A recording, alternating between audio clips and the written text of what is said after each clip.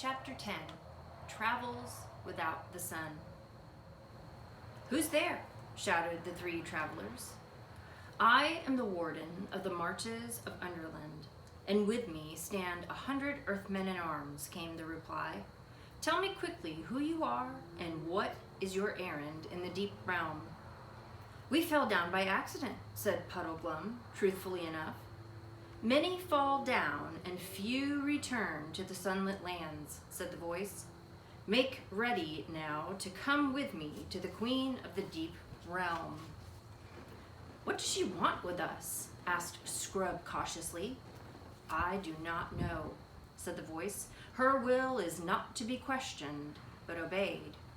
While he said these words, there was a noise like a soft explosion, and immediately a cold light, gray with a little blue in it, flooded the cavern.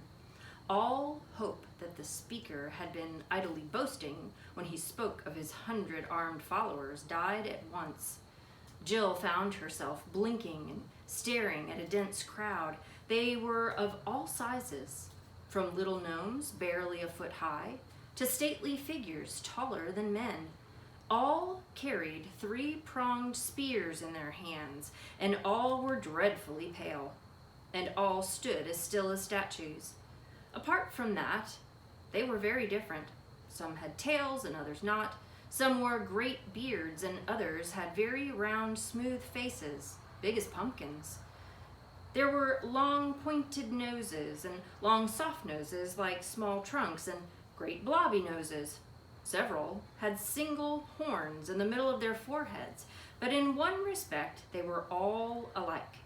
Every face in the whole 100 was as sad as a face could be. They were so sad that after the first glance, Jill almost forgot to be afraid of them. She felt she would like to cheer them up. "Well," said Puddleglum, rubbing his hands, "this is just what I needed. If these chaps don't teach me to take a serious view of life, I don't know what will.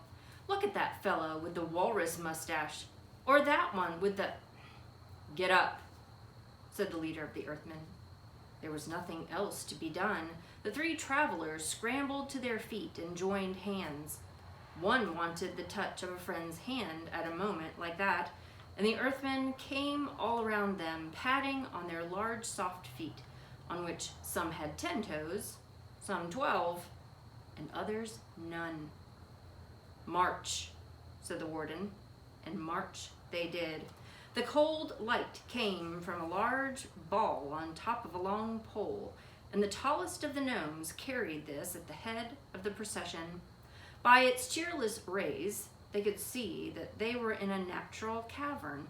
The walls and roof were knobbed, twisted, and gashed into 1,000 fantastic shapes, and the stony floor sloped downward as they proceeded. It was worse for Jill than the others, because she hated dark underground places. And when, as they went on, the cave got lower and narrower, and when at last the light bearer stood aside and the gnomes one by one stooped down, all except the very smallest ones, and stepped into a little dark crack and disappeared, she felt she could bear it no longer. "I can't go in there. I can't. I won't," she panted. The Earthmen said nothing, but they all lowered their spears and pointed them at her. "Steady, Pole," said Puddleglum. "Those big fellows wouldn't be crawling in there if it didn't get wider later on. And there's one thing about this underground work. We shan't get any rain." "Oh, you don't understand. I can't," wailed Jill. "Think how I felt on that cliff, Pole," said Scrub. "You go first, Puddleglum, and I'll come after her." "That's right," said the Marshwiggle, getting down on his hands and knees. "You keep a grip on my heels, Pole, and Scrub will hold on to yours, and then we'll all be comfortable." "Comfortable?" said Jill. But she got down and they crawled in on their elbows. It was a nasty place. You had to go flat on your face for what seemed like half an hour, though it may really have been only 5 minutes. It was hot. Jill felt she was being smothered, but at last, A dim light showed ahead, and the tunnel grew wider and higher, and they came out hot, dirty, and shaken into a cave so large that it scarcely seemed a cave at all. It was full of a dim, drowsy radiance, so that here they had no need of the earthman's strange lantern. The floor was soft with some kind of moss, and out of this grew many strange shapes, branched and tall like trees, but flabby like mushrooms. They stood too far apart to make a forest. It was more like a park. The light, a greenish gray, seemed to come both from them and from the moss, and it was not strong enough to reach the roof of the cave, which must have been a long way overhead. Across the mild, soft, sleepy place they were now made to march. It was very sad, but with a quiet sort of sadness, like soft music. Here they passed dozens of strange animals lying on the turf, either dead or asleep. Jill could not tell which. These were mostly of a dragonish or bat-like sort. Puddleglum did not know what any of them were. "Do they grow here?" Scrub asked the warden. He seemed very surprised at being spoken to, but he replied, "No. They are all beasts that have found their way down by chasms and caves, out of overland into the deep realm. Many come down, and few return to the sunlit lands. It is said that they will all wake at the end of the world." His mouth shut like a box when he had said this, and in the great silence of that cave the children felt that they would not dare to speak again. The bare feet of the gnomes, padding on the deep moss, made no sound. There was no wind, there were no birds, there was no sound of water, there was no sound of breathing from the strange beasts. When they had walked for several miles, they came to a wall of rock, and in it a low archway leading into another cavern. It was not, however, so bad as the last entrance, and Jill could go through it without bending her head. It brought them into a smaller cave, long and narrow, about the shape and size of a cathedral. And here, filling almost the whole length of it, lay an enormous man, fast asleep. He was far bigger than any of the giants, and his face was not like a giant's, but noble and beautiful. His breast rose and fell gently under the snowy beard which covered him to the waist. A pure silver light, no one saw where it came from, rested upon him. "Who's that?" asked Puddleglum, and it was so long since anyone had spoken that Jill wondered how he had the nerve. "That is old Father Time, who was once a king in Overland," said the warden, "and now he has sunk down into the deep realm and lies dreaming of all the things that are done in the upper world.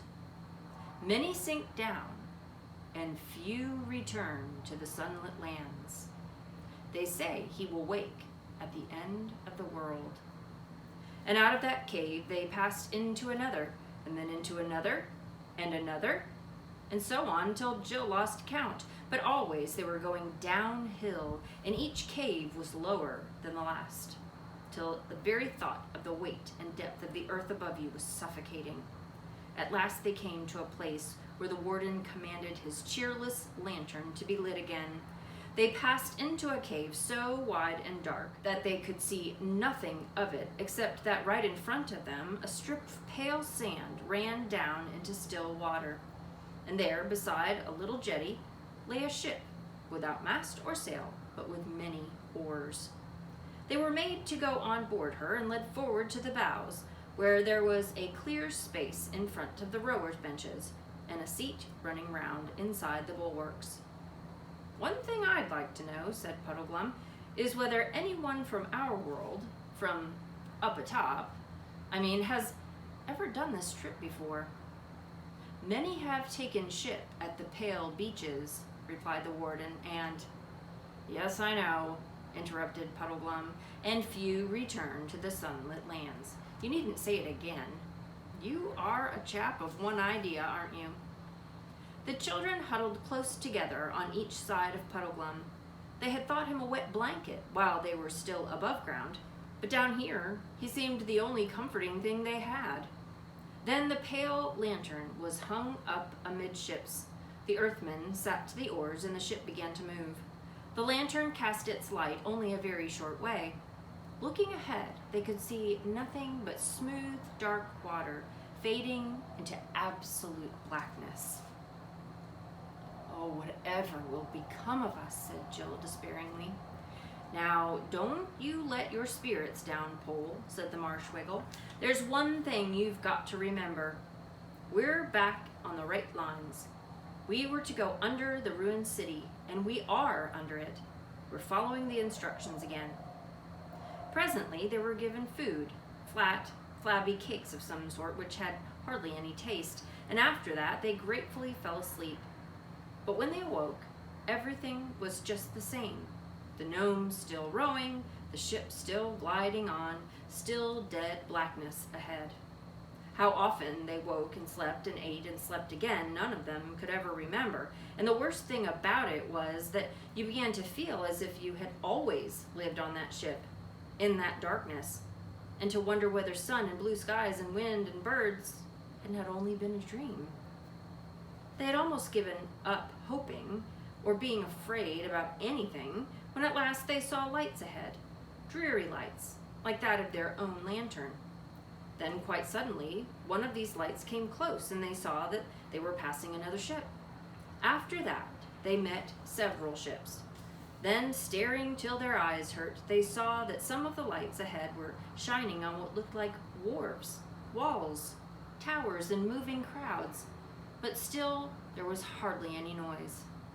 "By Jove," said Scrub, "a city!" And soon they all saw that he was right.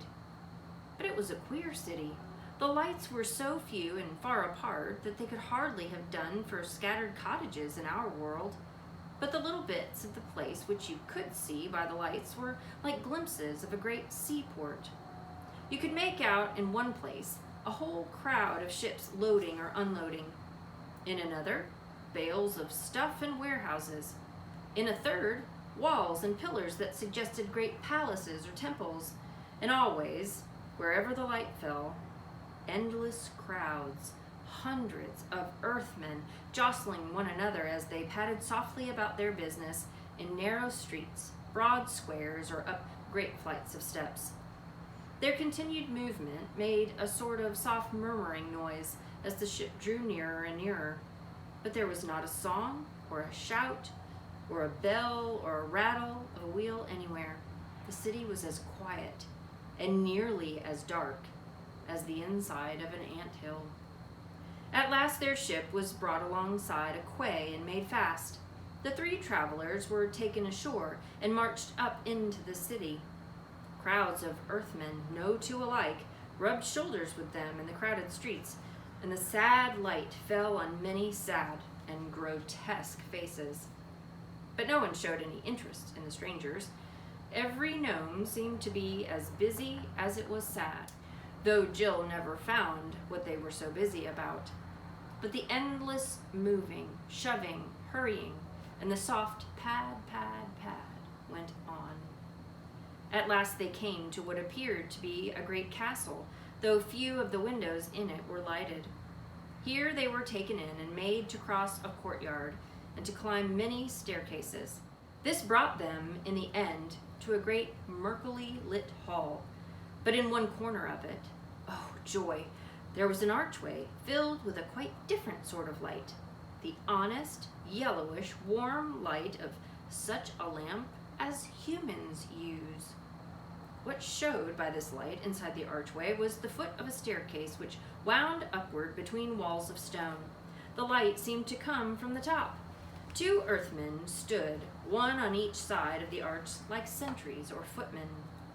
The warden went up to these two and said, as if it were a password, "Many sink down to the underworld, and few return to the sunlit lands," they answered, as if it were the countersign. Then all three put their heads together and talked. At last, one of the two gnomes in waiting said, "I tell you, the Queen's Grace is gone from hence on her great affair." We had best keep these top dwellers in strait prison till her homecoming. Few return to the sunlit lands. At that moment, the conversation was interrupted by what seemed to Jill the most delightful noise in the world. It came from above, from the top of the staircase, and it was a clear, ringing, perfectly human voice, the voice of a young man. "What coil are you keeping down there, Mullaguthrum?" it shouted. "Overworlders? Ha! Bring them up to me, and that presently." "Please it your highness to remember," began Mullaguthrum, but the voice cut him short. "It pleases my highness principally to be obeyed, old mutterer. Bring them up," it called. Mullaguthrum shook his head, motioned to the travelers to follow, and began going up the staircase. At every step, the light increased. There were rich tapestries hanging on the walls. The lamplight shone golden through thin curtains at the staircase head.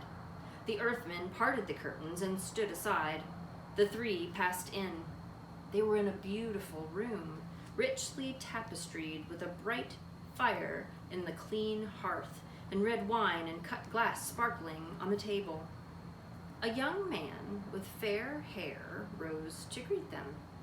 He was handsome and looked both bold and kind, though there was something about his face that didn't seem quite right. He was dressed in black and altogether looked a little bit like Hamlet. "Welcome, overworlders," he cried. "But stay a moment. I cry you mercy. I have seen you two fair children and this your strange governor before. Was it not you three that met me by the bridge on the border of Ettonsmoor when I rode there by my lady's side?" "Oh, you were the Black Knight who never spoke," exclaimed Jill. "And was that lady the Queen of Underland?" asked Puddleglum, in no very friendly voice. And Scrub, who was thinking the same, burst out, "Because if it was, I think she was jolly mean to send us off to the castle of giants who intended to eat us. What harm had we ever done to her, I should like to know?" "How?"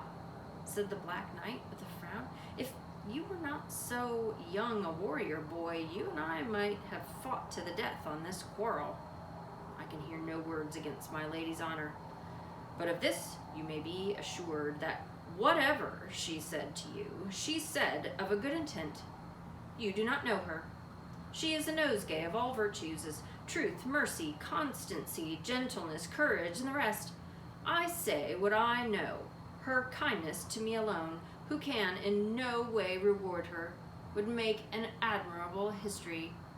But you shall know and love her hereafter.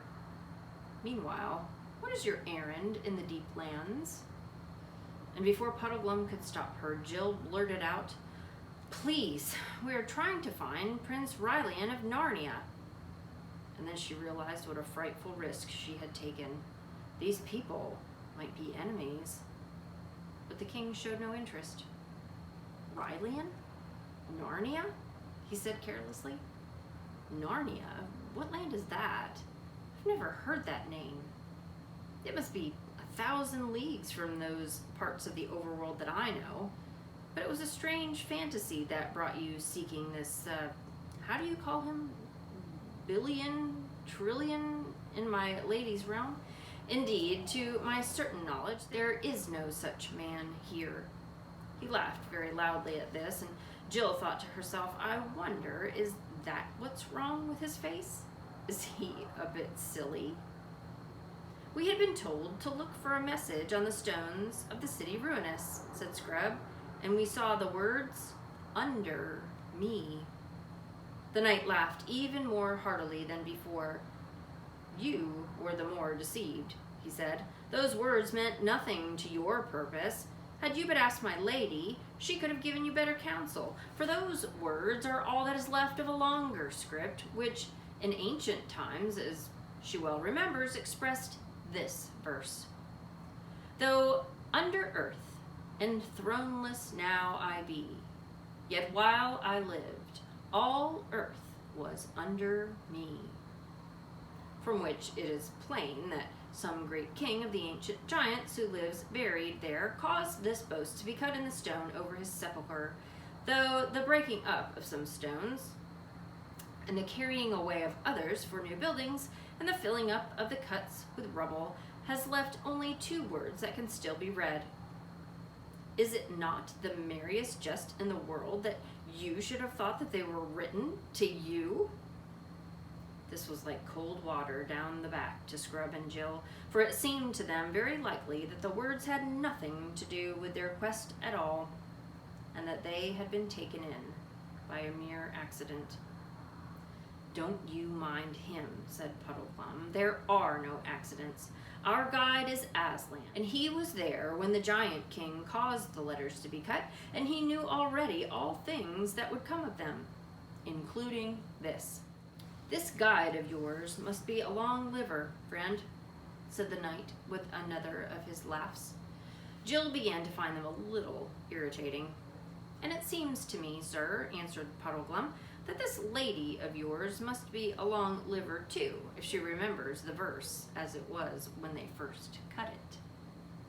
Very shrewd, Frogface, said the knight, clapping Puddleglum on the shoulder and laughing again.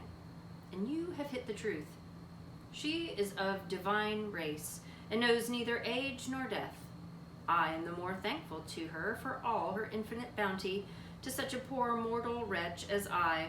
For you must know, sirs, I am a man under most strange afflictions, and none but the Queen's grace would have had patience with me. Patience, said I, but it goes far beyond that. She has promised me a great kingdom in Overland, and, when I am king, her own most gracious hand in marriage. But the tale is too long for you to hear fasting and standing. Hi there, some of you bring wine and the updwellers' food for my guests. Please you, be seated, gentlemen. Little maiden, sit in this chair. You shall hear it all.